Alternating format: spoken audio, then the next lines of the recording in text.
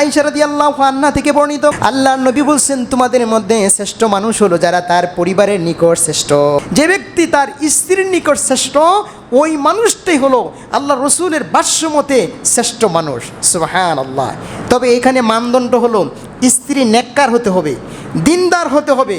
আপনার স্ত্রী যদি সেকুলারিজম হয়, নির্ণীত হবেন? কখনো না। ভালো নির্ণীত হওয়ার জন্য আপনার স্ত্রী সালিহা থাকতে হবে, নেককার থাকতে হবে, আবেদা সালিহা থাকতে হবে। আর ওই স্ত্রী যদি বলে যে আমার স্বামীটা হলো শ্রেষ্ঠ মানুষ, আল্লাহর নবী বলছেন, তাহলে আপনি হবেন শ্রেষ্ঠ মানুষ। সুবহানাল্লাহ। দেখুন, শ্রেষ্ঠত্বের মানদণ্ড নির্ধারণ করেছেন আপনার স্ত্রী। আজকে আমরা আমাদের ব্যবহারগুলো বিভিন্ন জায়গায় বিভিন্ন ক্লাসিফিকেশনে বানাই নেই, ঠিক না? ব্যবহার মানুষের সাথে সুন্দর আচরণ করি, কারণ অনেক ক্ষেত্রে আমরা স্ত্রীদের সাথে ভালো আচরণ করতে পছন্দ করি না। দেখা যায় বন্ধু বান্ধব সার্কেল সোসাইটির সাথে একটা সুন্দর স্ট্যান্ডার্ড লেভেলে কথা বলি, কিন্তু বাড়িতে সেই বউয়ের সাথে গালিগালাজ, খারাপ ব্যবহার, যেন তেন ব্যবহার করি। অনেকে করেন। জি না, এটা না। আপনার ব্যবহারটা যেন সব জায়গায় একই ধরনের থাকে। বাবার সাথে এক ধরনের ব্যবহার করবেন, একই ধরনের সুন্দর ব্যবহার। সামাজিক সোসাইটি রক্ষা করে ব্যবহার সুন্দর করবেন, আত্মীয় স্বজনের সাথে সুন্দর করবেন। সব ক্ষেত্রে যেন আপনার ব্যবহারটা সুন্দর হয়। দেখুন, আল্লাহ রসুল সাল্লাল্লাহু আলাইহি সাল্লাম কেমন শ্রেষ্ঠ মানুষ ছিলেন। হাদিসে আসছে, আয়েশা রাদিয়াল্লাহু আনহা থেকে বর্ণিত, তিনি বলছেন যে একদা আমি আল্লাহ রসুল সাল্লাল্লাহু আলাইহি সাল্লামকে নিয়ে সফরে বের হলাম। কোথায়? সফরে, ভ্রমণ করার জন্য বের হলেন। আল্লাহ রসুল সাল্লাল্লাহু আলাইহি সাল্লাম স্ত্রীদেরকে সময় দিতেন। রাত যখন গভীর হয়ে যেত, তখন আল্লাহ রসুলের একটা সুন্নাহ ছিল, স্ত্রীদেরকে হাত ধরে তিনি রাতে হাঁটতেন। সুবহানাল্লাহি বিহামদিহি। এটা আল্লাহ রসুলের সুন্নাহ ছিল, রাতে হাঁটতেন। তো একদিন সফরে বের হইলেন। কে বর্ণনা করছেন? আয়েশা রাদিয়াল্লাহু আনহা বর্ণনা করে বলতেছেন যে আমি সফরে বের হলাম, বের হওয়ার পরে আমার, অর্থাৎ এটা আল্লাহ রসুলের সাথে আয়েশা রাদিয়াল্লাহু আনহার বিবাহের প্রথম সময়ে, প্রথম দিকে। তখন আয়েশা রাদিয়াল্লাহু আনহা বলছেন, আমি আল্লাহ রসুলকে বললাম, ইয়া রাসূলুল্লাহ, চলুন একটু আমরা দৌড় দেই, দৌড় প্রতিযোগিতা দেই, দেখি কে পারে, আপনি না আমি। দেখুন তো, আয়েশা রাদিয়াল্লাহু আনহা যখন এই প্রস্তাব দিলেন আল্লাহর নবীকে, তখন আল্লাহর নবী বললেন, চিন্তা করলেন যে আমার স্ত্রী আমাকে দৌড় প্রতিযোগিতা দেওয়ার জন্য প্রস্তাব দিচ্ছে, এটা কি করি? একটু চিন্তা করলেন, সময় নিলেন।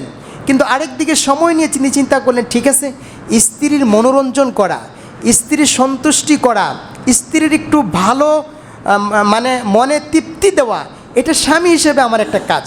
যেহেতু আমার স্ত্রী দিয়েছে, প্রস্তাবে রাজি হয়ে গেলেন। আল্লাহ রসুল সাল্লাল্লাহু আলাইহি ওয়াসাল্লাম দৌড় দিলেন। এক পর্যায়ে দৌড় দেওয়ার পরে আল্লাহ রসুলকে পিছনে ফেলে আয়েশা রাদিয়াল্লাহু আনহা আগে চলে গেলেন। সুবহানাল্লাহ। শেষ হলো, এখানে আয়েশা রাদিয়াল্লাহু আনহা জয়ী হয়ে গেলেন প্রতিযোগিতায়। তখন আল্লাহ রসুল সাল্লাল্লাহু আলাইহি সাল্লাম আয়েশা রাদিয়াল্লাহু আনহা যখন বিজয়ী হয়ে গেলেন, এই দৃশ্য দেখার পরে আল্লাহ রসুল সাল্লাল্লাহু আলাইহি সাল্লাম হাসছিলেন। দেখেন, আল্লাহ রসুল সাল্লাল্লাহু আলাইহি সাল্লাম কিন্তু এখানে পরাজিত হয়েছেন, পিছনে পড়ে গেছেন। এটা পড়াটাই স্বাভাবিক, কারণ আয়েশা রাদিয়াল্লাহু আনহা তখন তার শরীর এত হৃষ্টপিষ্ট হয় নাই, কারণ বিবাহের প্রথম সময়ে, এটা স্বাভাবিক। তা আল্লাহ রসুল পিছনে পড়ার পরেও কিন্তু হাসতেছেন। হাসার কারণটা হলো ওই যে তার স্ত্রী যে খুশি। অনেক সময় দেখা যায় না, আমরা সন্তানদের, আমাদের প্রিয়জন যদি খুশি হয়, তাদের খুশিতে অনেকে খুশি হয়ে যায়। তো আল্লাহ রসুল চিন্তা করলেন, আমার স্ত্রী খুশি, আমিও খুশি, সুতরাং তিনি এইভাবে খুশি হয়ে গেলেন। সুবহানাল্লাহি বিহামদিহি। তারপরে এইভাবে চলতে লাগলেন। এক পর্যায়ে অনেক দিন পরে যখন আয়েশা রাদিয়াল্লাহু আনহা একটু মোটাসোটা হয়ে গেলেন, তখন আল্লাহর নবী বললেন, হ্যাঁ আয়েশা, চলো আজকে আমরা একটা দৌড় প্রতিযোগিতা দিই। হাদিসের মধ্যে আসছে, আবু দাউদে হাদিসটা আসছে। তো আয়েশা রাদিয়াল্লাহু আনহা ঠিক আছে, দৌড় প্রতিযোগিতা দেন। দৌড় প্রতিযোগিতা দিলেন। দেওয়ার পরে এক পর্যায়ে আয়েশা রাদিয়াল্লাহু আনহাকে আল্লাহর নবী পিছনে ফেলে দিয়ে আল্লাহ রসুল আগে চলে গেলেন। সুবহানাল্লাহি বিহামদিহি। তখন আল্লাহর নবী বললেন, হ্যাঁ আয়েশা, তোমার কি মনে আছে, ওই যে তুমি একদিন আমাকে পিছনে ফেলে দিয়েছিলে, আজকে কিন্তু আমি তোমাকে পিছনে ফেলে দিলাম। সুবহানাল্লাহি বিহামদিহি। সম্মানিত উপস্থিতি, আপনি একটু চিন্তা করে নিয়ে হাদিসটা নিয়ে একটু গবেষণা করবেন যে আল্লাহ রসুল একজন প্রেসিডেন্ট ছিলেন, রাষ্ট্রপ্রধান ছিলেন। অনেক জায়গায় যুদ্ধে লোক প্রেরণ করার প্রয়োজন পড়তো, অনেক দায়িত্ব, এখানে যেতে হবে, এখানে যেতে হবে, কত দায়িত্ব পালন করতে হবে।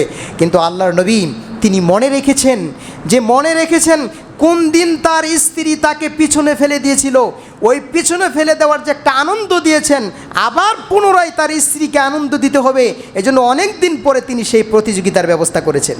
সুবহানাল্লাহি বিহামদিহি। আমরা কি আমাদের স্ত্রীদেরকে এইভাবে মূল্যায়ন করি? এইভাবে নেই? এইভাবে কিন্তু আমরা নিতে চাই না। সম্মানিত উপস্থিতি, আমরা প্রত্যেকের যোগ্যতাকে আমরা কাজে লাগাবো, সম্মান দিব।